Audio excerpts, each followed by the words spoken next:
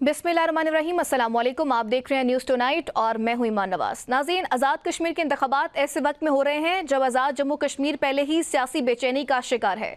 रावलाकोट में जारी एहतजाज, कलअदम अवामी एक्शन कमेटी की तहरीक और मुजफ्फराबाद की जानिब लॉन्ग मार्च की कॉल ने सियासी माहौल को मजीद कशीदा बना दिया है, जबकि हुकूमत पर यह तनकीद भी हो रही है कि वो अमन अमान की सूरत हाल को मुकम्मल तौर पर संभालने में कामयाब नहीं हो सकी। आज़ाद जम्मू कश्मीर की सियासी तारीख आज एक ऐसे मोड़ पर खड़ी है जिसे गैर मामूली कहना गलत ना होगा। 1970 से शुरू होने वाले आज़ाद कश्मीर के इंतखाबी सफ़र में यह पहली मरतबा है कि कानून साज असम्बली के इंतखाबात मरहलावार मुनाकिद किए जा रहे हैं।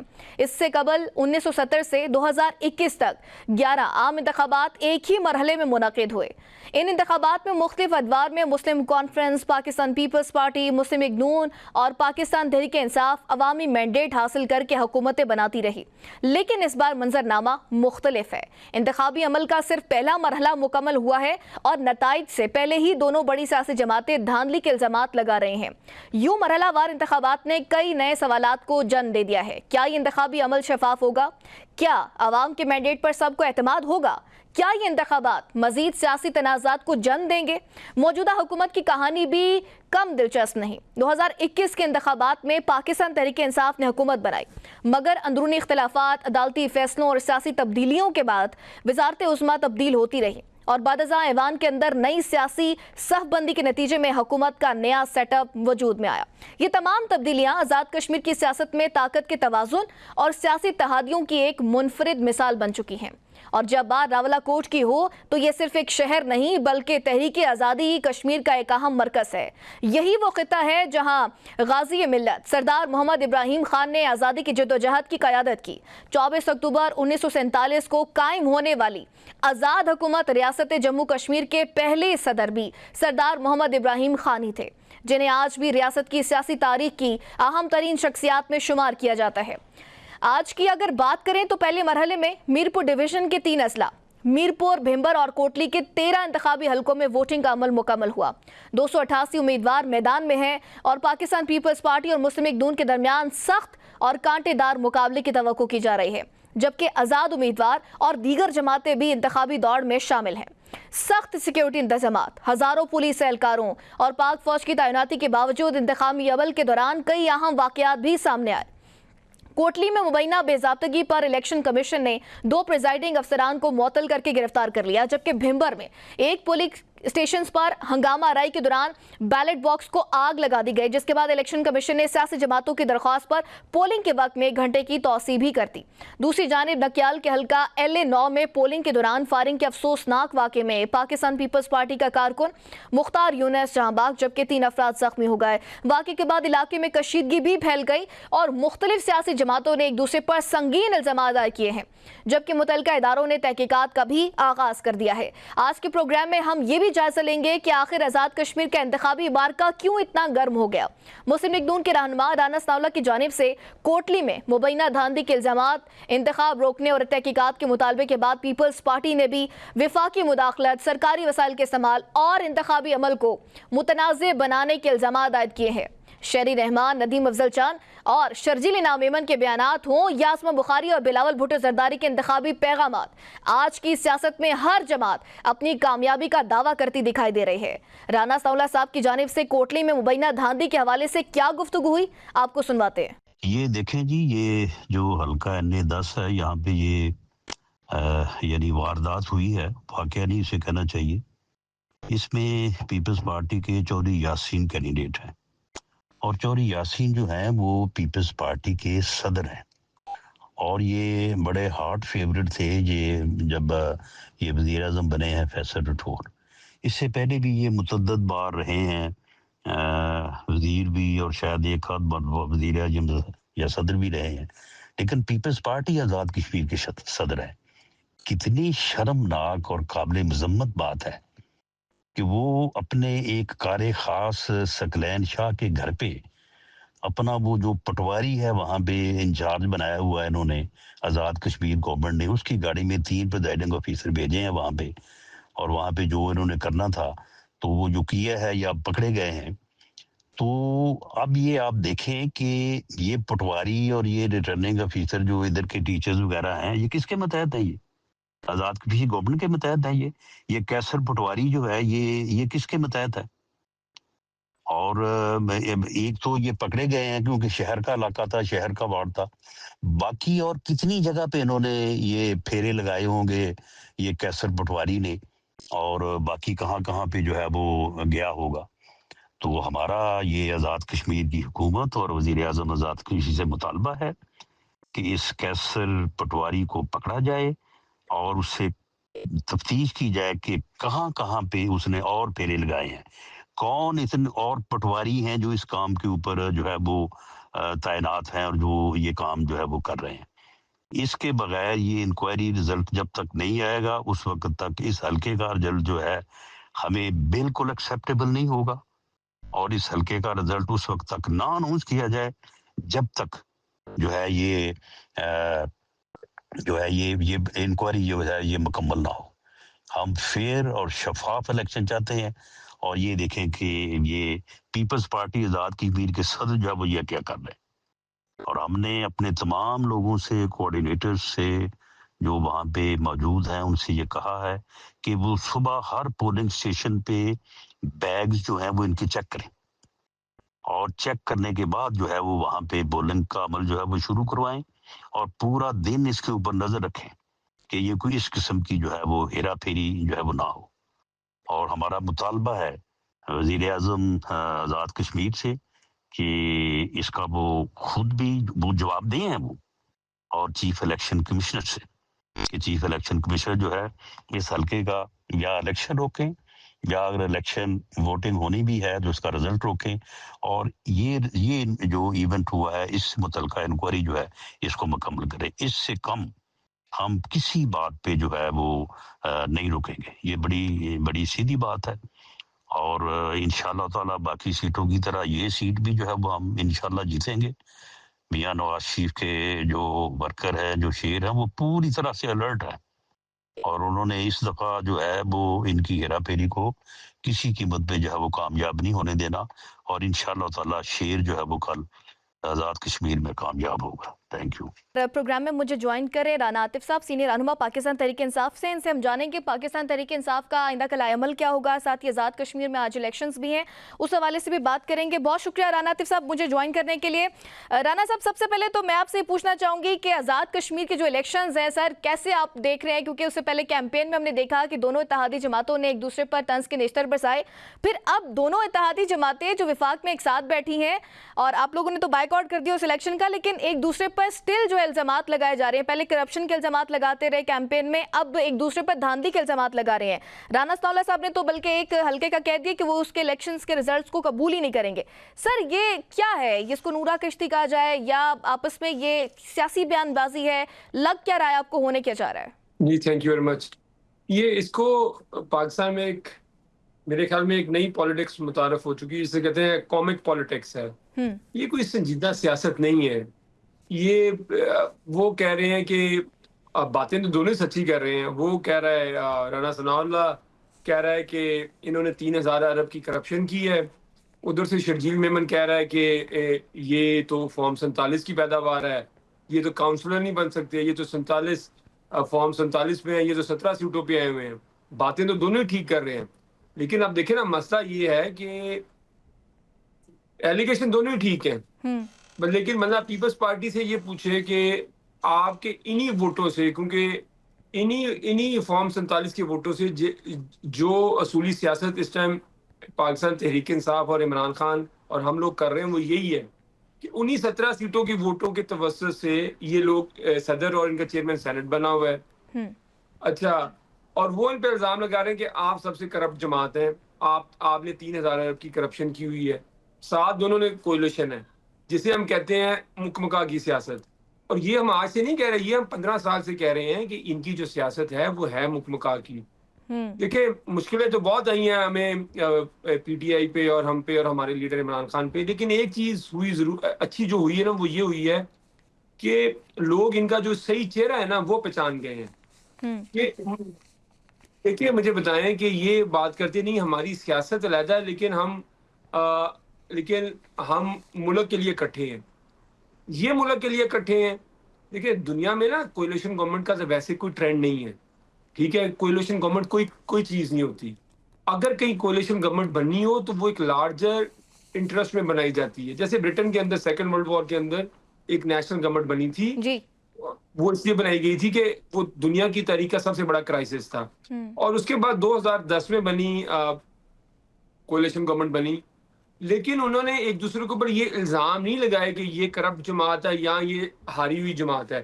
بندہ ان سے پوچھے, جب ان سے سوال پوچھتے ہیں تو وہ تو اب اینکروں کو بھی آ کے ڈکٹیٹ کرنا شروع کر دیتے ہیں یہ کہ آپ کا کام نہیں ہے, کہ آپ کا کام نہیں ہے. تو جو ان کا کام ہے, یہ جو سو کالڈ پولیٹیشین ہے, ان کا یہی کام رہ گیا ہے.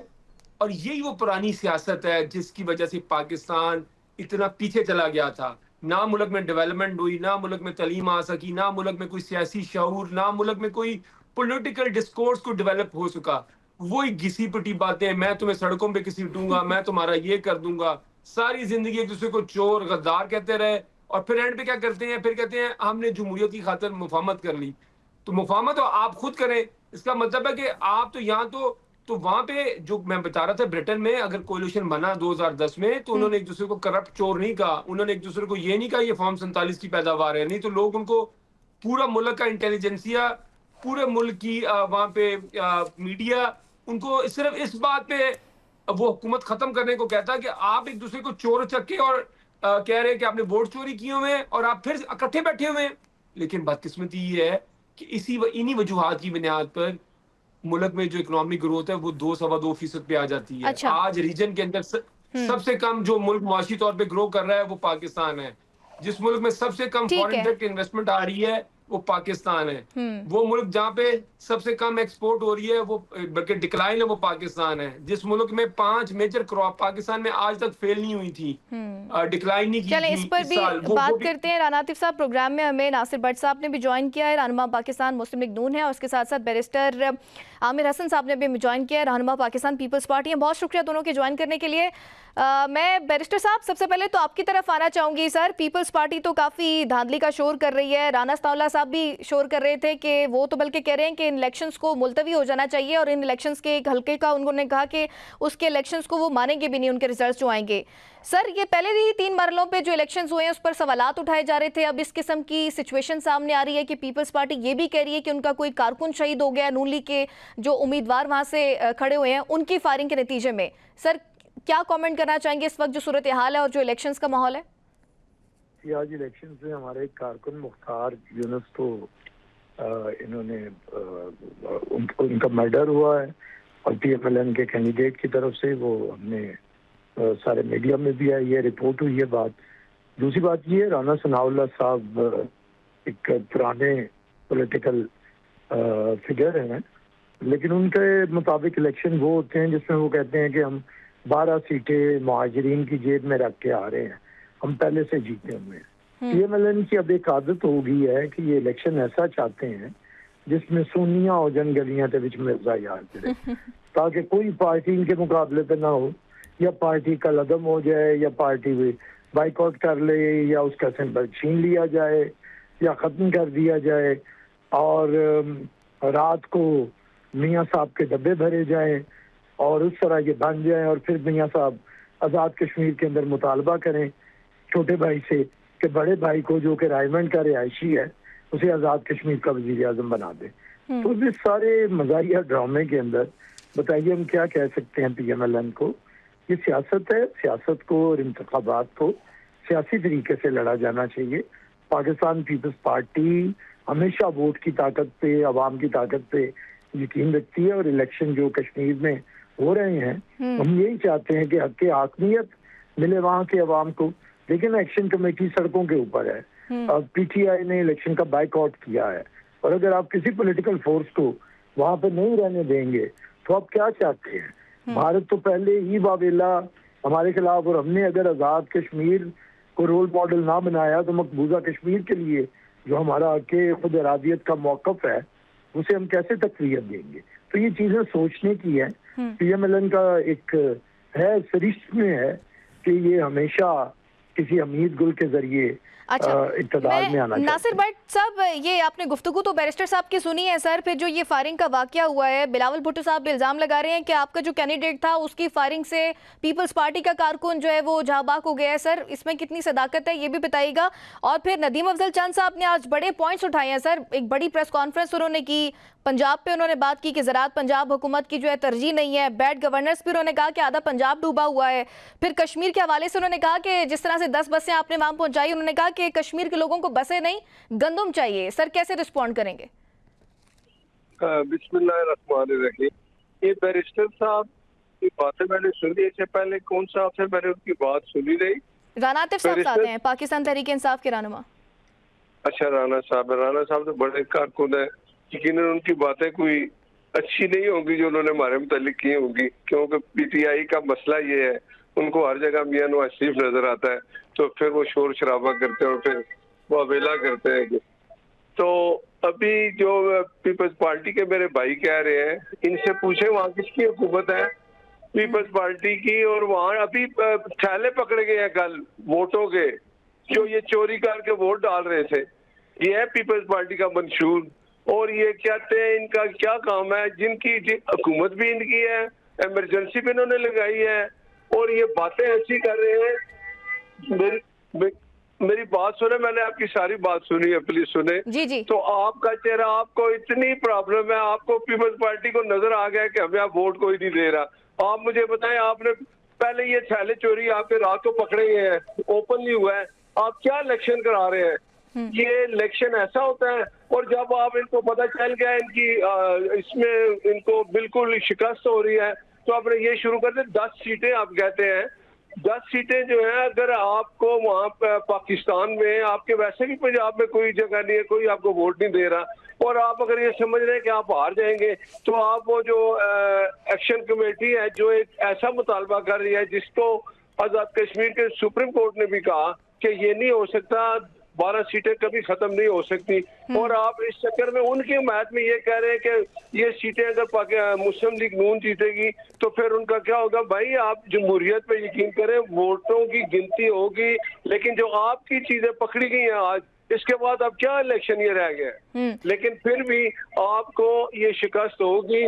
بلاول بھٹو صاحب جو ادھر بیٹھ کے کہتے ہیں جی کہ وہ ایک طرف ہی ٹھہرتے، وہ کہتے ہیں کہ ہم اپوزیشن میں بھی ہیں، حکومت میں بھی ہیں۔ کیا یہ پیپلز پارٹی ہے؟ صدر پاکستان اس کا ہے، چیئرمین سینٹ اس کا ہے، گورنر پنجاب ان کا ہے، کے پی کے اپنی آپ کی آزاد کشمیر میں حکومت ہے۔ آپ کو اتنی، اگر آپ سمجھ رہے ہیں کہ آپ ان باتوں سے اپنے آپ کو انوسینٹ کر کے ووٹیں حاصل کر لیں گے، بٹ صاحب پیپلز پارٹی تو یہ کہہ رہی ہے کہ آپ نے سامنے ہے، اگر آپ نے جانا تو چلے جائیں، سب آپ کو پتہ چلے۔ سندھ کی حکومت آپ کی 18 سال سے ہے، وہاں جو حالات ہیں آپ کے سامنے ہیں۔ تو میاں صاحب نے یہ ٹھیک کہا ہے کہ اگر پنجاب جیسا آپ چاہتے ہیں کہ کشمیر میں بھی اس طرح کی اچھے روڈ بنے، چیزیں ٹھیک ہو۔ تو بٹ صاحب وہ یہی تو کہہ رہے ہیں کہ آپ پنجاب کی بات کرتے ہیں، پنجاب کا تو آدھا پنجاب ڈوبا ہوا ہے، یہ کیسی گورننس ہے آپ کی؟ پھر آپ کشمور کی بات کر رہے ہیں، انہوں نے کہا کہ ہماری کشمور اور میرپور خاص میں تو اسکول پرائیویٹائز بھی نہیں ہوئے۔ نہیں، میری بات سنیں، آپ کمپیئر کر لیں۔ سندھ جہاں سے 18 سال سے یہ بیٹھی ہے پیپلز پارٹی، کیا حالت ہے سندھ کی؟ اور یہ باتیں کرتے ہیں، ان کو چاہیے کہ اس طرح کی باتیں کر کے یہ آزاد کشمیر کے حالات مزید خراب کر رہے ہیں۔ ان کو نظر آ گیا کہ انہوں نے الیکشن نہیں جیتنا، تو انہوں نے اس طرح کی باتیں شروع کر دی، ان کو نہیں کرنی چاہیے۔ ٹھیک، میں بیرسٹر صاحب سے اس پہ رسپونڈ لے لیتی ہوں، پھر میں رانا عاطف صاحب کی طرف جاؤں گی۔ بیرسٹر صاحب کیا رسپونڈ کریں گے؟ بٹ صاحب تو کہہ رہے ہیں کہ آپ لوگ الیکشن ہار رہے ہیں، اس لیے اس قسم کی گفتگو آپ کی طرف سے آ رہی ہے سامنے۔ مجھے پتا ہے کہ چیز کیا گیا ہے کیا طریقہ اور پی ٹی آئی والی زبان استعمال کریں، جو کہ کبھی پی ایم ایل این کی ان سے بھی گندی ہوتی تھی، اور وہ میاں صاحب کی تقریریں گواہ ہیں اس چیز کی۔ میں اس چیز پہ آتا ہوں واپس کہ انہوں نے کہا کہ پیپلز پارٹی کی آزاد کشمیر میں حکومت ہے۔ انہیں بتائیں 2-3 مہینے کی حکومت سے کیا جواب دہی ہوگی؟ پچھلے 15 سال میں 11 سال تقریباً حکومت رہی ہے پی ایم ایل این کی، اور 4-4.25 سال پی ٹی آئی کی رہی ہے۔ اور اس میں کشمیر کے لیے کیا ہوا ہے، خود میاں صاحب نے بتایا کہ میں ایک چاہتا تھا موٹر وے بنے، لیکن 5 سال میرے اور 5 سال میرے بھائی کے، ہم کوئی سڑک نہیں بنا سکے، اور ہمیں 3 مہینے میں کہہ رہے ہیں جواب دے دیں۔ جہاں تک رہی سندھ کی بات، تو سندھ کی بات یہ ہے کہ اگر ہم وہاں پہ حکومت میں ہیں تو ہر دفعہ پہلے سے زیادہ ووٹ لیے ہیں. ہم پہ فارم 47 کا شور نہیں ہے. ہم نے کوئی رات کے الیکشن رزلٹ روک کے اپنے لیڈر کو نہیں جتوایا جس طرح انہوں نے جتوایا ہے. تو اس لیے یہ اپنے گربانوں میں جان کے ہم تو سندھ میں حکومت میں آتے ہیں ووٹوں کے ساتھ, اور لوگ پہلے سے زیادہ ووٹ دیتے ہیں. یہ سندھ کے لوگوں کا اعتبار ہے. یہ بٹ صاحب کو اگر کسی نے لاہور کی بڑی خوبصورتی, تو بٹ صاحب کو میں لاہور کے پرانے علاقوں میں میرے گھر کے سامنے آئے سمن آباد میں اور جناح پارک میں, اور آ کے دیکھیں کہ یہ کیسے گٹر اور جوہر بنے ہوئے ہیں. تو یہ باتیں آپ نہ سنائیں, یہ کسی اور کو سنائیں کہانیاں. ڈی ایچ اے اگر خوبصورت ہے تو وہ وزیر اعلیٰ پنجاب نے نہیں کیا, وہ سوسائٹی نے کیا ہے. ہوا یہ ہے کہ لاہور سارا اپنے ہاؤسنگ سوسائٹیز کے حوالے کر کے اسے لاہور سمجھ رہے ہیں. جو لاہور آپ کے ذمہ ہے وال سٹی, اس کا کیا حال ہے آئیے دکھاؤں. شادرے کا کیا حال ہے آئیے دکھاؤں. اچھرے کا کیا حال ہے آئیے دکھاؤں. آپ کو میں علاقے دکھاؤں نا جو لاہور میں آپ کی گورنمنٹ کے انڈر ہیں, ادھر کیا حال ہے. آپ تقریباً 3 دفعہ وزیر اعلیٰ میاں صاحب رہے, 4 دفعہ ان کے بھائی رہے, پھر ایک بھتیجا رہا, اب ان کی بیٹی ہے, اور پینے کا صاف پانی آپ نے پنجاب کو دے سکے ہیں. تو کیا کرتے ہیں آپ نے کشمیر کو کیا ٹھیک کرنا ہے؟ پہلے ذرا قصور کو کریں, لاہور کو ہی کریں, کانے میں جہاں پہ چھتیں گرتی پھرتی ہیں اور بچے وہاں پہ ہو رہے ہیں. تو باتیں کرنا اور بات ہے, پرفارمنس بتائیں. میں ایز اے پولیٹیکل ورکر کہہ رہا ہوں, گالیاں نہ بکے پی ٹی آئی کی طرح نا. اچھا, اور دوسرا میاں صاحب تو امتیاز اپنا لیا. میں رانا صاحب سے اس پر گفتگو کر لیتے ہیں. رانا صاحب ہمارے ساتھ موجود ہیں. رانا عاطف صاحب, ان کی گفتگو سنی ہے آپ نے. میرا تو یہ اوپینین ہے کہ ان کو تو اپوزیشن کی ضرورت ہی نہیں رہی. ویسے تو آپ نے بائیک آؤٹ کر دیا اس الیکشن سے, اور 2024 کے الیکشنز کی بھی جب ہم بات کرتے ہیں, جے you I who, Peoples party ہو, مولانا صاحب بھی اس پر تحفظات کا اظہار کر چکے ہیں. دیگر جو جماعتیں ہیں تمام ہی لوگ یہ کہتے ہیں کہ وہ جعلی ہے, فارم 47 کی حکومت ہے, اور وہ الیکشنز جو تھے وہ الیکشنز شفاف نہیں تھے. لیکن ان الیکشنز کو دیکھ کر, ان کی گفتگو دیکھ کر, تو مجھے تو لگ رہا ہے کہ اپوزیشن کی ضرورت ہی نہیں ہے, خود ہی ایک دوسرے کے لیے اپوزیشن کا رول پلے کریں. ایونچولی تو یہ اتحادی ہیں. جی بالکل, آپ نے ٹھیک بات کی. دنیا نے کافی ترقی کر لی ہے سائنس میں, ٹیکنالوجی میں اور باقی چیزوں میں, لیکن ہم نے بھی ایک چیز میں ترقی کی ہے. وہ یہ ہے کہ اب ہمیں جو الیکشن کا رزلٹ ہے وہ ہمیں پہلے ہی پتہ لگ جاتا ہے. عدالتی فیصلوں کا بھی ہمیں پہلے ہی ہمیں بتا دیا جاتا ہے کہ یہ عدالتی فیصلہ آنا ہے. تو دنیا میں تو ویسے یہ ایسی کوئی ٹیکنالوجی ابھی تک ایجاد نہیں ہوئی جس میں پہلے پتہ لگ جائے کہ کس جماعت کو کہاں پہ حکومت ملنی ہے, اس کو کتنی سیٹیں ملنی ہیں. لیکن پاکستان ماشاءاللہ اس چیز میں پاکستان نے کافی ترقی کر لی ہے. دوسری چیز یہ ہے کہ الیکشن کا جو پروسیس ہے, دیکھیں جو جمہوریت ہے نا وہ الیکشن کے اندر نہیں ہے. جمہوریت ہے, اور میں اکثر لوگوں کو کہتا ہوں کہ یہ جو ٹرم ہے نا صاف اور شفاف الیکشن, یہ صرف پاکستان کی ایجاد ہے. الیکشن کا مطلب ہی صاف اور شفاف ہے. مطلب کہ کبھی آپ نے یہ ٹرم سنی ہے کہ ایک فٹ بال کا یا ٹینس کا صاف اور شفاف میچ ہونا چاہیے؟ مطلب کہ جہاں پہ 2 پارٹیاں آپس میں کمپیٹ کریں گی اس کا مقصد یہ ہے کہ وہ ایک فیئر پروسیس ہونا چاہیے. کبھی آپ نے سنا ہے کہ دنیا میں کہ جی وہاں پہ جو وہ جو ہیں امتحانات ہیں وہ بڑے صاف اور شفاف ہوئے ہیں؟ دیکھیے جہاں پہ بھی کسی کا اس طرح کی چیز ہوئے گی, الیکشن ہوئیں گے, اس کا مطلب یہ ہوگا کہ وہ صاف اور شفاف ہوں گے. لیکن ماشاءاللہ ہم نے ایک ٹرم ایجاد کر لی. اس کا مطلب ہے کہ اس کے علاوہ بھی کوئی الیکشن ہوتے ہیں. آپ نے تو بائیک آؤٹ کیا کہ لیول پلینگ فیلڈ نہیں مل رہی تھی, اس لیے آپ لوگوں نے بائیک آؤٹ دیا. اس پر یہ سارے وزراء یہ کہتے ہیں, سارے سیاستدان یہ کہتے ہیں کہ آپ نے انٹرا پارٹی الیکشنز نہیں کرائے, آپ کروا لیتے, آپ کو نشان مل جاتا, آپ کا یہ گلہ ختم ہو جاتا. نہ کریں ان سے. میرا خیال ہے اس سوال کا جواب آپ کو بھی پتہ ہے, سب کو پتہ ہے. یہ جو ابھی کل ایک جماعت ہے مسلم لیگ ضیاء, اس کو سرٹیفکیٹ مل گیا ہے, یہ جماعت ہے. کیا یہ مطلب یہ آپ کے خیال میں یہ کوئی بڑا کوئی الیکشن کا پروسیس ہوتا ہے جماعتوں کے اندر جس کی وجہ سے ان کو الیکشن لڑنے کی اجازت ملتی ہے؟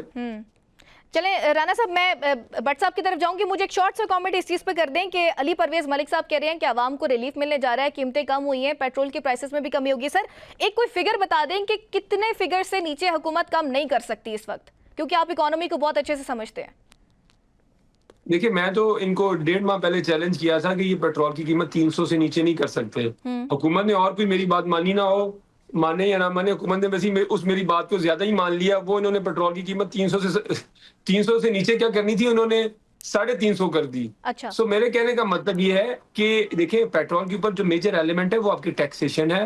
اس کے بعد یہ کہہ رہے ہیں کہ یہ ہم نے ریلیف دے رہے ہیں. دیکھیں یہ گورنمنٹ ریلیف کی گورنمنٹ نہیں ہے, یہ تکلیف کی گورنمنٹ ہے. انہوں نے مجھے بتایا کہ انہوں نے حکومتیں آتی ہیں وہ ایک کرائسس حل کرتی ہیں.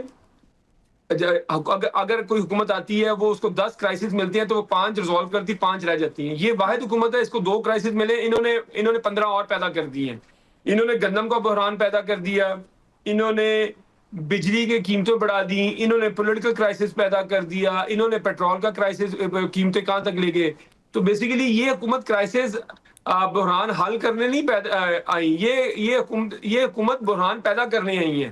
تو اگر اس کا جو سکور کارڈ ہے وہ تو اس چیز میں یہ چیمپئن ہے, اس چیز پہ تو یہ چیمپئن ہو چکے ہیں کہ بحران پیدا کیسے کرنا ہے. وہ بڑی فیمس سینگ ہے پولیٹیشنز کے بارے میں جو انکمپیٹنٹ پولیٹیشین ہے کہ یہ وہ مسئلے کا وہ حل نکالتے ہیں, بندہ کہتا ہے اس سے اچھا مسئلہ ہی تھا. اب دیکھیں اب ویٹ کا کلاسک کرائسس ہے کہ 3 ماہ بعد ہی 2 ماہ بعد ہی ویٹ کی شارٹیج ہو گئی ہے. ٹھیک ہے, اب ویٹ کی شارٹیج ہو گئی ہے, آپ نے $400 ملین کی تقریباً 1 ملین ٹن گندم آپ امپورٹ کر رہے ہیں, جو پاکستان میں آپ کو without any taxes any thing, وہ ٹیکس فری ہوگی, وہ آپ کو تقریباً $4700 من کاسٹ کرے گی. آپ نے باہر کے ملکوں کے فارمر کو $4700 من دے دیا, لیکن آپ نے اپنے ملک کے کسان کو $3000 من آپ نے اس کو دینا مناسب نہیں سمجھا. سوری. تو یہ تو دیکھیں یہ تو حالات ہیں. 5 میجر کراپ پہلی دفعہ ہوئیں گے وہ ڈکلائن کر گئی ہیں. اسی طرح تمام انڈسٹری میں آپ دیکھ لیں, انویسٹمنٹس میں آپ دیکھ لیں. سوری. تو مجھے بات بتائیں کہ کوئی ایک انڈیکیٹر جو انہوں نے امپروو کیا ہو, مجھے اب بتا لیں 4 سالوں میں سوائے باتوں کے جگتوں کے انہوں نے کوئی کسی چیز میں ایکسل نہیں کیا. ہاں بہانوں میں اور جگتوں میں یہ لوگ PhD ہیں, وہ جتنے مرضی آپ ان سے سن لیں. چلیں ناصر بٹ صاحب سے پوچھ لیتے ہیں. بٹ صاحب مجھے اس کا بھی رسپونڈ کیجئے گا جو رانا عاطف صاحب گفتگو کر رہے ہیں.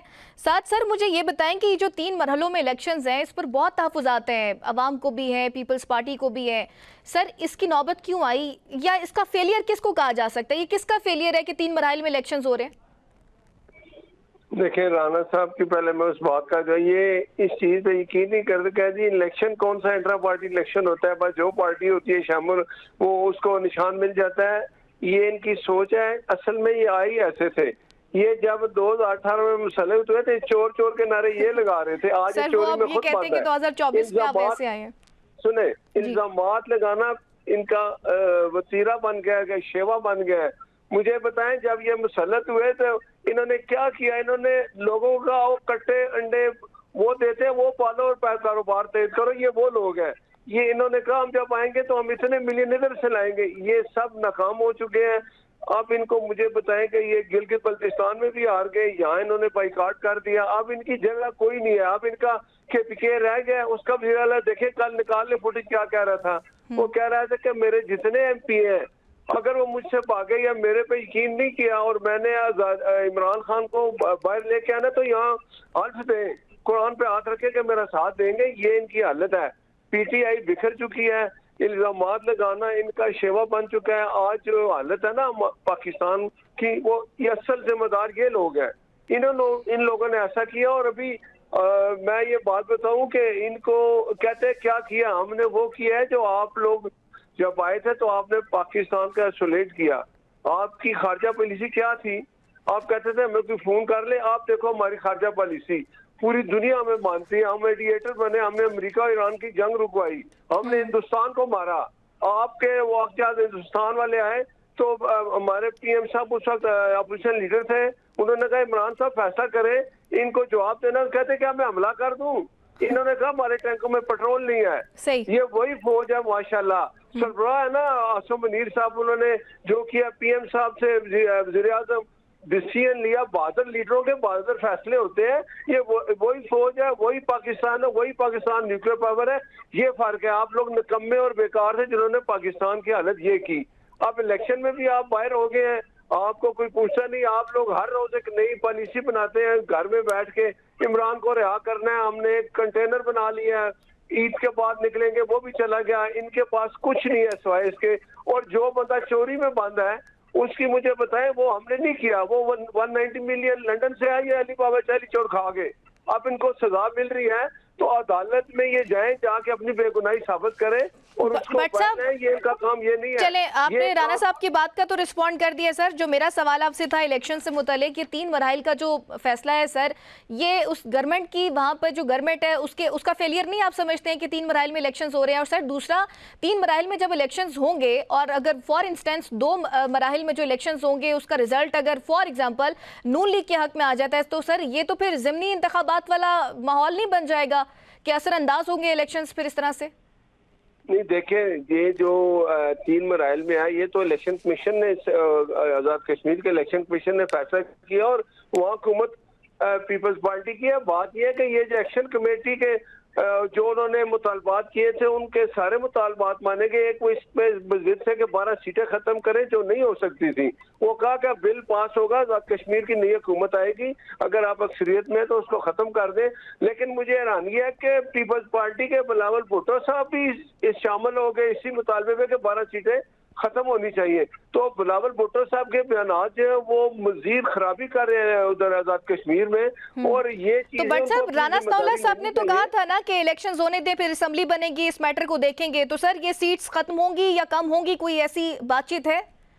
دیکھیں میں آج بھی کہتا ہوں، یہ دیکھیں 3 مراحل میں کیوں ہے. کچھ چیزیں ایسی ہیں جو ایکشن کمیٹی جو مطالبات کر رہی تھی وہ غیر قانونی تھے، غیر جمہوری تھے. اور اس کے پیچھے آپ دیکھیں یہ اس کی وار جو شروع ہوگی نا، انڈیا بیچ میں شامل ہو گیا. مجھے آپ بتائیں کہ ہم ان کی باتیں مانیں؟ وہ ڈنڈے گولی لے کے آ جاتے ہیں، انہوں نے پولیس والوں کو زخمی کیا، شہید کیا. کیا ہم ان کی باتیں مانیں؟ ہاں، بیٹھ کے بات ہوتی ہے. ہمیشہ کہا گیا کہ آپ سے بیٹھ کے بات کرتے ہیں. اور اس میں اصل کام تو پیپلز پارٹی کو بھی چاہیے تھا کہ وہ ان کو اس میں انگیج کرتے، ان کے ساتھ بیٹھ کے بات کرتے. ان کو اس وقت حکومت بنانے کا شوق تھا. 5 مہینے میں انہوں نے حکومت لے لی، کیا حاصل کیا؟ اب ان کو جواب دینا پڑے گا. لیکن پیپلز پارٹی کا یہ جو آپ نے دیکھا کہ وہاں ابھی یہ جو بیگ پکڑے گئے ہیں ووٹوں کے، یہ کس کی ناکامی ہے؟ کون یہ کر رہا ہے؟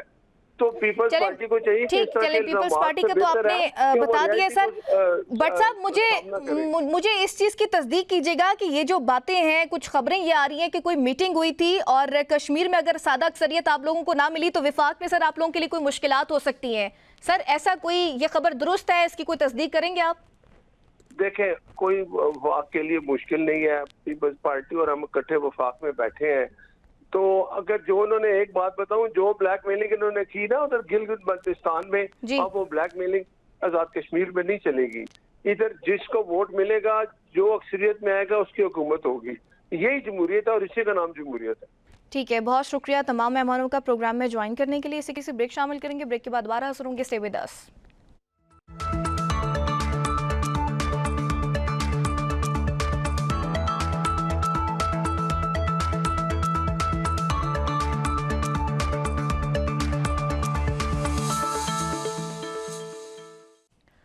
ویلکم بیک ناظرین. بریک سے قبل ہم آزاد کشمیر کے الیکشن سے متعلق بات کر رہے تھے اور اس دوران بھی جتنے رہنما میرے ساتھ پروگرام میں موجود تھے ایک دوسرے پر دھاندلی کے الزامات لگائے جا رہے تھے اور بہت سارے تحفظات کا بھی اظہار کیا ہے. اس وقت پروگرام میں مجھے جوائن کر رہے ہیں سابق secretary election commission of Pakistan کنور دلشاد صاحب. بہت شکریہ کنور صاحب جوائن کرنے کے لیے. سر الیکشن کمیشن جو ہے آزاد کشمیر کا، وہ امن و امان کی صورتحال دینے میں ناکام رہا ہے. 3 مراحل میں الیکشنز ہوئے ہیں. پی ٹی آئی پہلے ہی ان الیکشنز پر تحفظات کا اظہار کر رہی تھی اور انہوں نے بائیکاٹ بھی کر دیا. لیکن آج جو جس قسم کے تحفظات سامنے آئے ہیں اور جس قسم کے دھاندلی کے الزامات لگائے جا رہے ہیں پیپلز پارٹی کی جانب سے بھی، مسلم لیگ نون کی جانب سے بھی، سر اس کے بعد تو مزید ان سوالات نے جنم لے لیا ہے. آپ اوور آل آزاد کشمیر کے الیکشنز کو کس طرح سے دیکھ رہے ہیں؟ اس میں اصولی طور پر آزاد کشمیر کا جو الیکشن کمیشن ہے، انہوں نے اپنی ایک صحیح گائیڈ لائن جو ہے وہ پیش نہیں کی. سب سے پہلی اہم بات یہ تھی کہ الیکشن کمیشن کی جو طاقت ہوتی ہے عوام کے اندر اعتماد پیدا کرتا ہے، وہ کرتا ہے ضابطہ اخلاق. ضابطہ اخلاق اگر مضبوط بنیادوں پہ کھڑا ہو تو پھر ووٹر حضرات جو ہوتے ہیں پھر الیکشن کمیشن پہ اعتماد کرتے ہیں. یہاں تو شروع سے ہی اپنا ضابطہ اخلاق کی خلاف ورزی ہو رہی ہے، شروع سے ہوئی ہے. لیکن الیکشن کمیشن آزاد کشمیر نے اس پر کوئی خاموشی اختیار کی ہوئی ہے. اس میں سب سے پہلی اہم بات یہ تھی کہ جنہوں نے آزاد کشمیر میں 3 مرحلے پر انتخابات کروانے کا شیڈول دیا، جو شیڈول جو دیا جاتا ہے ہمارے پاکستان کا جو الیکشن کمیشن ہے اس کے ضابطۂ اخلاق میں لکھا ہوا ہے کہ جب آپ پالیسی بنائیں تو آپ تمام سٹیک ہولڈروں کو ساتھ بٹھا کے ان کی مشاورت کرنے کے بعد ہی آپ اپنا ایک پالیسی تیار کریں، شیڈول دیتے وقت بھی اور آئندہ کے لائحہ عمل کے بارے میں بھی۔ تو انہوں نے تو کوئی کسی سیاسی پارٹی کو مشاورت کے لیے نہیں بلایا، اور خود ہی اپنی طاقت استعمال کرتے ہوئے انہوں نے مرحلہ وار انتخابات کروا دیے۔ ٹھیک ہے، مرحلہ وار انتخابات کرانے میں کوئی حرج نہیں ہوتا، یہ اپنے علاقے کی خطے کی صورتحال دیکھ کے کیا جاتا ہے، لیکن اس ساتھ ساتھ اسٹیک ہولڈروں کو بھی اعتماد میں لیا جاتا ہے۔ ایک نمبر 2، دوسری بات یہ ہوئی کہ پنجاب کی وزیر اعلیٰ نے کھلا خلاف ورزی کی ضابطۂ اخلاق کی، تو الیکشن کمیشن خاموش رہا۔ ان کو آ کے تقریریں کرنا تو ٹھیک ہے، تقریر تو کر لیں، لیکن جو انہوں نے ووٹر حضرات کو لیے ترغیب دی، لالچ دیا، ان کو باقاعدہ یہ کہا گیا کہ ہم آپ کے لیے گاڑیاں بھیج رہے ہیں، بسیں بھیج رہے ہیں اور لیپ ٹاپ دے رہے ہیں، وہ جو باتیں کی جاتی ہیں، یہ دراصل ضابطۂ اخلاق میں لکھا ہوا ہے کہ جب آپ کانسٹیٹیوئنسیز میں جلسے سے خطاب کریں تو کوئی ترغیب کی بات نہ کریں، ووٹرز کو لالچ نہ دیں، ترغیب نہ کریں، اس لیے باقاعدہ اس میں ممانعت ہے۔ وہ تو خود کھلم نے باتیں کی۔ اسی طرح نواز شریف صاحب نے بھی کھلا بات کی کہ مجھے آزاد کشمیر کا پرائم منسٹر بنا دیں۔ تو یہ ساری باتیں جو ہیں یہ ضابطۂ اخلاق کی خلاف ورزی تھی، جس پر الیکشن کمیشن نے خاموشی رکھی، جس کی وجہ سے پارٹیاں جو ہیں وہ ناراض ہو گئی۔ خاص طور پہ جو میں بتا رہا ہوں، کنور صاحب یہ جو پوائنٹ آپ اٹھا رہے ہیں، بسوں والا جو آپ پوائنٹ اٹھا رہے ہیں اور سی ایم کا جو خطاب آپ کہہ رہے ہیں، سر اس پر نون لیگ کے وزراء سے جو میری گفتگو ہوئی ہے وہ کہہ رہے ہیں کہ آزاد کشمیر کے قانون میں یہ گنجائش ہے، اس طرح کے اعلانات یا بسیں پہنچائی جا سکتی ہیں، کوئی اس میں قباحت نہیں ہے۔ ہاں، یہ درست کہا انہوں نے، یہ ٹھیک ہے۔ ان کے آزاد کشمیر کا جو الیکشن جو ضابطۂ اخلاق ہے وہ ہمارے الیکشن کمیشن سے مختلف ہے، لیکن اس کے اندر باقی جو شکے ہیں اس میں لکھا ہوا ہے کہ ووٹرز کو ترغیب دینا، لالچ دینا، یہ ممانعت ہے۔ وہ انہوں نے ضابطۂ اخلاق کا حصہ نہیں بنایا، لیکن ایکٹ کا حصہ بنا ہوا ہے نا۔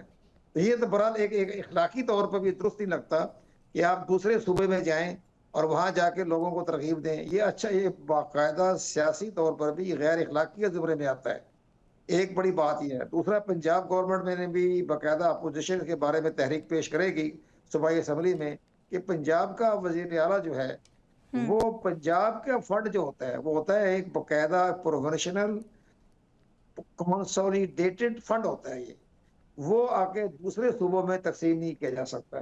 یہ وہ صوبے کی عوام کا ٹیکس جو ہے وہ باقاعدہ لکھا ہو اس کے اندر ہے کہ پنجاب میں استعمال ہوگا، لیکن بہرحال انہوں نے گاڑیاں واڑی بھیج، تحفے بھیج دی، کوئی بات نہیں۔ سیلاب کے موقع میں بھی ایسا ہوتا ہے کہ صوبے جو ہے کہ دوسرے صوبے کی مدد کرتے ہیں، لیکن خیر اس میں بات تو کوئی نہیں ہے، لیکن مسئلہ یہ ہے کہ لیکن سر اس پر الیکشن کمیشن آزاد کشمیری کہہ رہے کہ وہ الیکشنز کے بعد استعمال ہوں گی، صرف پہنچائی ہیں۔ نہیں، یہ باتیں الیکشن کے بعد استعمال کریں یا بعد میں کریں، یہ کوئی پوائنٹ نہیں بنتا، یہ کوئی لاجک نہیں بنتے یہ۔ لیکن گاڑیاں تو پہنچ گئی نا، آپ کی گاڑی تو پہنچ گئی نا، آپ اس کو 6 مہینے کے بعد استعمال کر لیں۔ گاڑی تو آ گئی نا مظفر آباد میں، یہ کہنا کہ جی تو الیکشن کے بعد استعمال کریں گے، یہ کیا بات ہوئی؟ الیکشن تو بعد ہو رہے ہیں، 10 اگست ختم ہو جائیں گے۔ تو یہ معاملہ تھوڑا سا سیاسی جماعتوں نے اعتراض کیا ہے، ہم نے تو اعتراض ہی کیا، ہماری طرف سے تم جو مرضی آزاد کشمیر کی عوام کو آٹا دیں، چینی دیں، فیسلٹی دیں، اچھی بات ہے، اس بہانے سے ملازمتیں دیں، اس بہانے سے ان کو فائدہ پہنچے گا، یہ تو اچھی بات ہے۔ لیکن بہرحال ایک سیاسی طور پر دیکھا جائے تو یہ درست تصور نہیں کیا جاتا۔ خود پیپل پارٹی کے جو چیئرمین ہیں نیر بخاری، انہوں نے بھی شدید اعتراض کیا ہے۔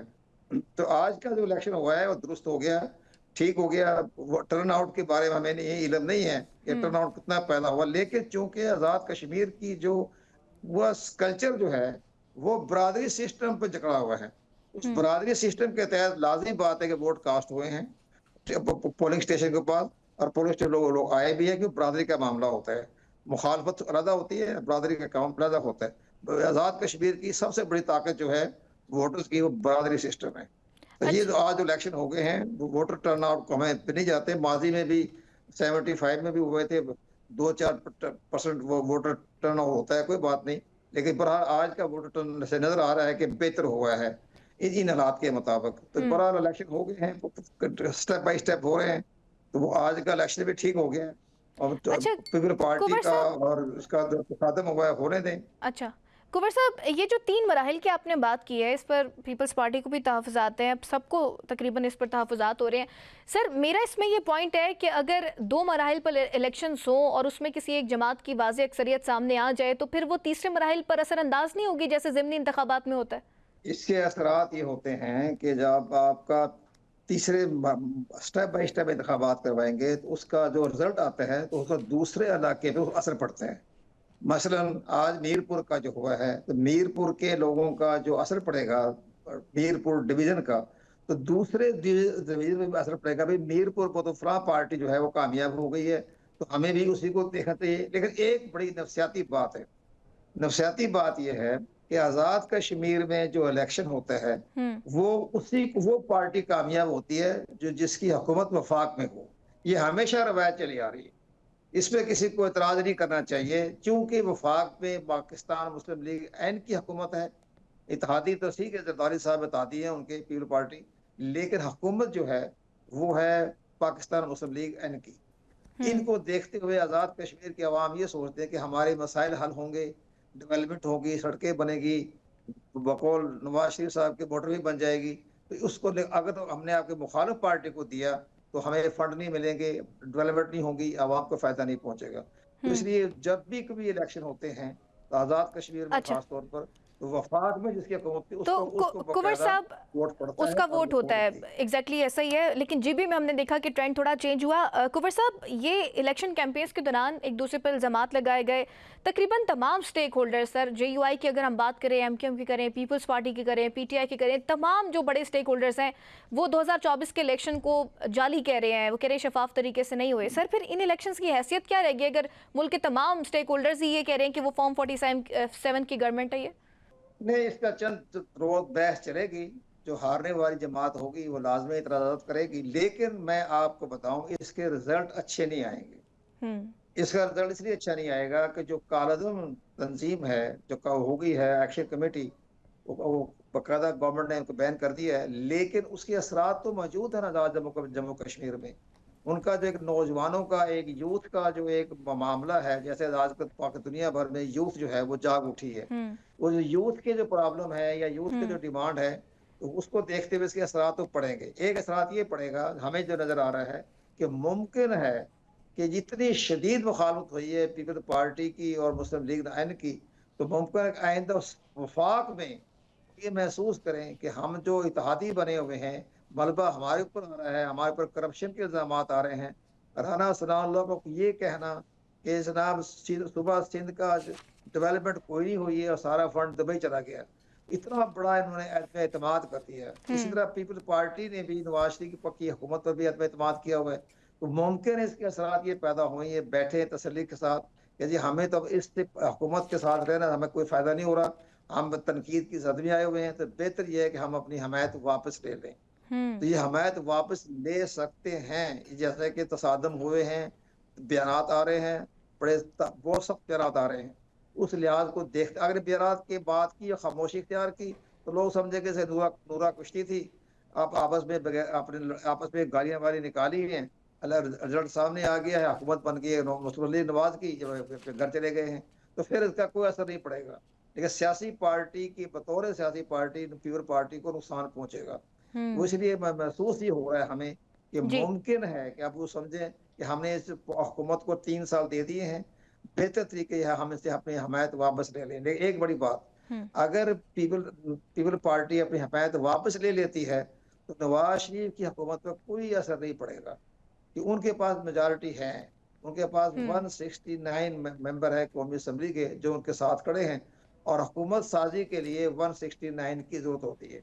लेकिन आइन में तरमीम करने के लिए 2/3 मेजॉरिटी होती है, आइन में तरमीम नहीं हो सकेगी, लेकिन हुकूमत जारी रहेगी। जैसे कि इमरान खान के पास जो थी मेजॉरिटी 172 की थी और वो 4 साल निकाल के वो 172 उनके साथ थे, ज्यादा से ज्यादा 174 हुए थे। लेकिन हुकूमत साजिश में चलते रहे, लेकिन 2/3 मेजॉरिटी इमरान खान को नहीं थी, जिसकी वजह से कानून साजी नहीं हो सकी। तो कुंवर साहब, इन हालात को देखते हुए पीपल्स पार्टी तो ये कहती है कि अगर 2024 के इलेक्शन के बाद नून लीग से इत्तेहाद ना किया जाता और वापस इलेक्शन में जाए जाते तो तब भी दोबारा से यही होना था। तो सर, इलेक्शन रिफॉर्म्स के हवाले से ये जमातें कुछ कर रही हैं?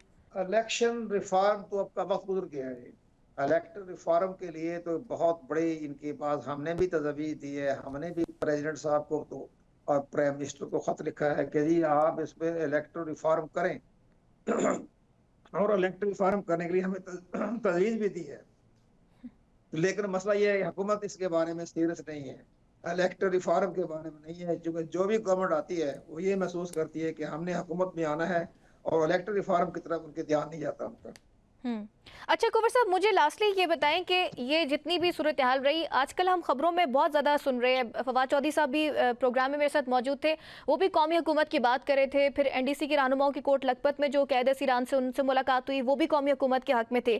سر، آئین میں یا قانون میں قومی حکومت کی گنجائش ہے؟ دیکھیں جی، قومی حکومت کے بارے میں ہم بھی اس کے حق میں تھے، ہم قومی حکومت کے بارے میں بہت ایک مختلف فکر ہے جو اس میں یہ محسوس کر رہا تھا کہ چونکہ بیڈ گورننس ہے، لا اینڈ آرڈر کی صورتحال خراب ہے، بلوچستان تو بالکل ہی جو ہے آتش فشاں پہ کھڑا ہے، اور کے پی میں بھی ہر روز جو ہے دہشت گردی ہو رہی ہے، ان حالات کو دیکھتے ہوئے پنجاب میں بیڈ گورننس ہے، پنجاب میں جو اتنے بھی ترقیاتی کام آپ دیکھ رہے ہیں یہ سارے اشتہارات کی بدولت ہو رہے ہیں، لیکن گراؤنڈ ریئلٹی اس کے خلاف اس کے برعکس ہے۔ لیکن ان حالات کو دیکھتے ہوئے ایک آپ کو نیشنل گورنمنٹ بننے کا اب تصور ختم ہو چکے ہیں، اب نیشنل گورنمنٹ تو نہیں بنے گی کیونکہ وقت نکل گیا ہے، تو اب اس کے بعد یہ ہے کہ پارٹیاں بھی بہت مضبوط ہوتی جا رہی ہے اور اسٹیبلشمنٹ کو اور بہت سے کام ہیں، ایران کی جنگ چھڑ رہی ہے، ابھی مڈل ایسٹ کے حالات ٹھیک نہیں ہو رہے، یہ سب چیزیں جو ہیں اس کے فیور میں نہیں ہے نیشنل گورنمنٹ کے۔ یہ ابھی 2 سال رہ گئے انتخابات کے، اب یہ نیکسٹ جو ہے 2027 میں 28 میں جو ہے یہ الیکشن کمپین شروع ہو جائے گی، تو ابھی نیشنل گورنمنٹ کا تصور ختم ہو گیا ہے۔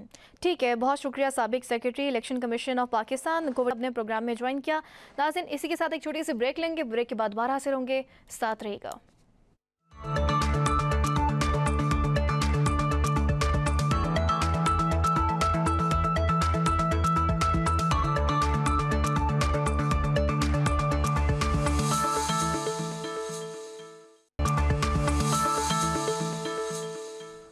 ویلکم بیک ناظرین، پروگرام کے آخری حصے میں بات کریں گے مشرق وسطیٰ کی تیزی سے بدلتی ہوئی صورتحال پر۔ ایران اور امریکہ کے درمیان پیغامات کے تبادلے کا سلسلہ بھی جاری ہے، لیکن تہران نے ایک بار پھر واضح کر دیا ہے کہ کسی بھی نئے حملے کا جواب پہلے سے کہیں زیادہ سخت ہوگا۔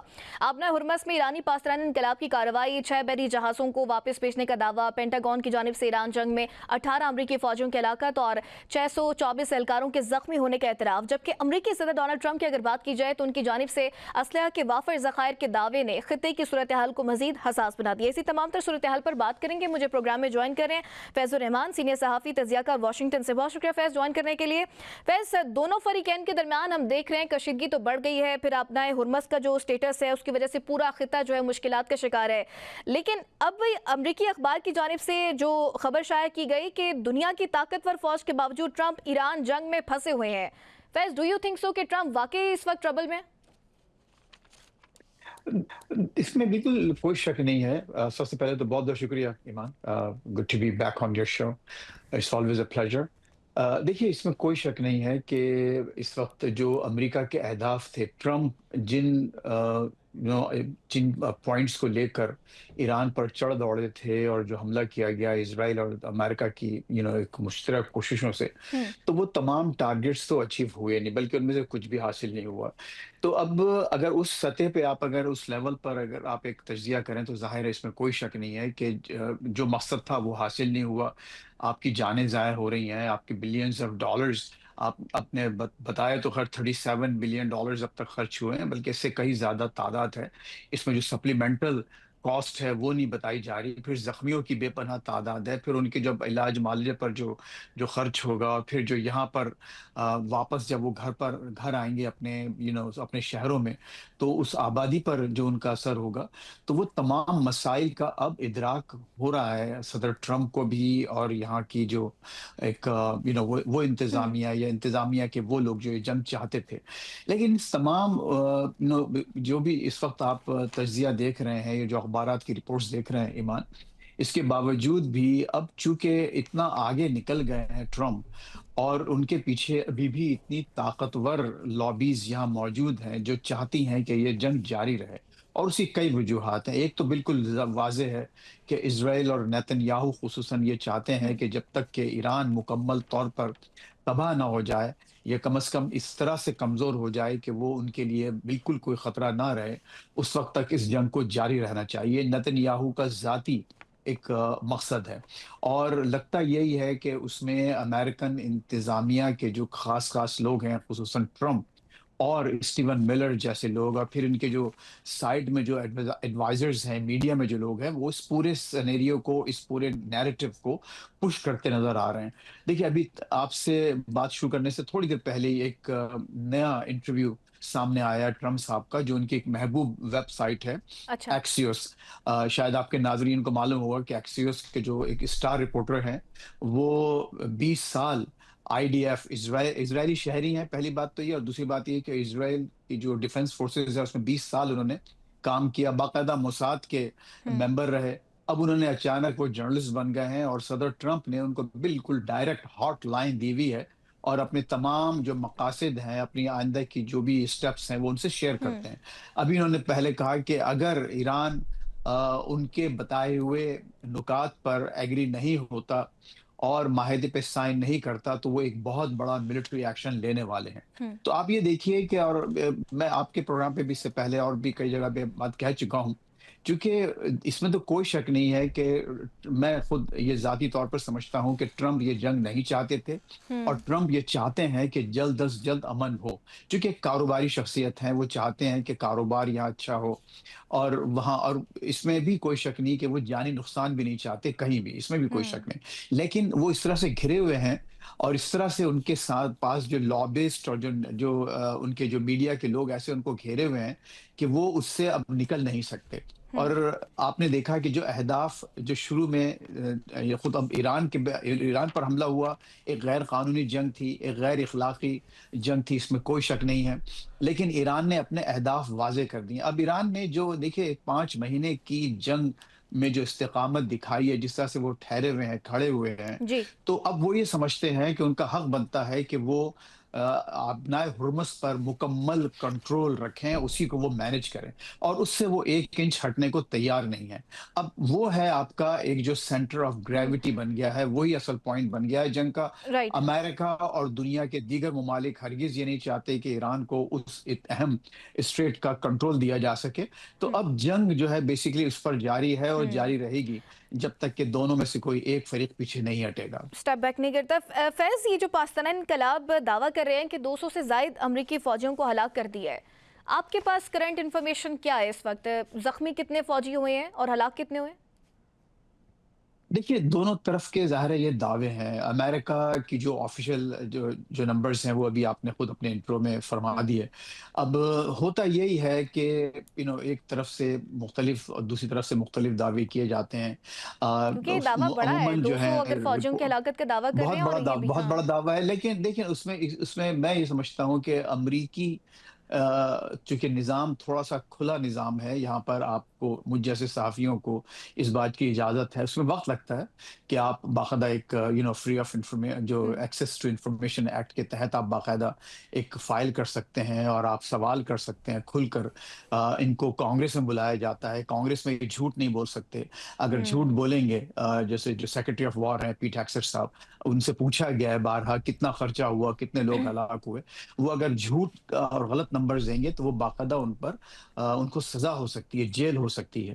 تو امریکہ کا جو نظام ہے، تو وہ میرے نزدیک تھوڑا زیادہ کریڈیبل ہے بنسبت ایران کے، چونکہ ایران کو ایک پوری بقدر احترام کہ ایران کا جو ایک سسٹم ہے، نظام ہے، ابھی بھی ایک کلوزڈ نظام ہے. آپ کو وہاں پوری انفارمیشن اس طرح سے نہیں مل رہی، آپ کو معلوم ہے انٹرنیٹ بھی نہیں ہے. پھر جو ایک ارتکاز ہے طاقت کا، وہ بھی ایک اس طرح سے نہیں ہے جس طرح کہ امریکہ میں جواب دہی ہو رہی ہے. میڈیا کھل کر ٹرمپ کی مخالفت کر رہا ہے، آپ کو کانگریس میں کھل کر مخالفت نظر آ رہی ہے. کئی کانگریس مین ان کی اپنی پارٹی کے ان کے خلاف بول رہے ہیں، باقاعدہ کیمپین چلا رہے ہیں.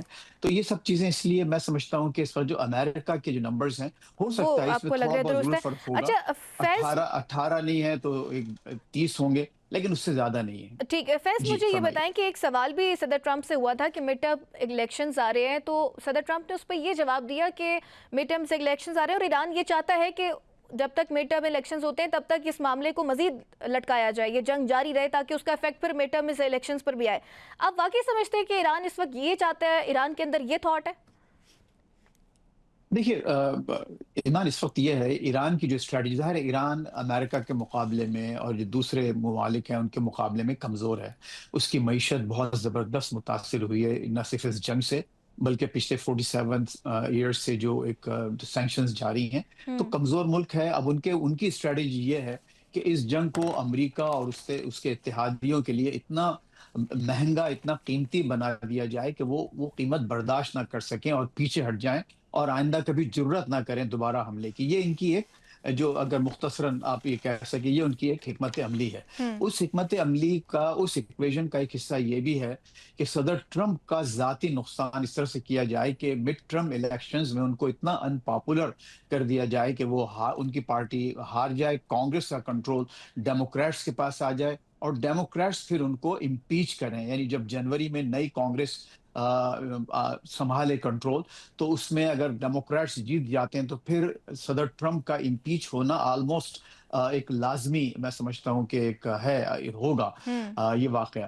تو یہ ایک ایکویژن کا ضرور حصہ ہے. لیکن اب صدر ٹرمپ کے پاس بھی اپنے کارڈز ہیں ابھی بھی. وہ یہ سمجھتے ہیں کہ اگر انہوں نے اپنی کمزوری اس معاملے پر ظاہر کی ایران کے سامنے، تو وہ ایک لیم ڈک پریزیڈنٹ ابھی سے بن جائیں گے اور یہ جنگ آلموسٹ وہ ہار جائیں گے. تو اس لیے اب ان کا یہ کہنا ہے کہ نہیں، آئی ڈونٹ کیئر. ان کے جو الفاظ ہیں وہ یہی ہیں کہ میں نہ مڈ ٹرمز کی کیئر کرتا ہوں، نہ یا مہنگائی کی کیئر کرتا ہوں. میرا پورا فوکس اس وقت جنگ پر ہے اور میں وہ جنگ جیت رہا ہوں، جیت چکا ہوں. یہ تو ان کا دعویٰ ہے بار بار.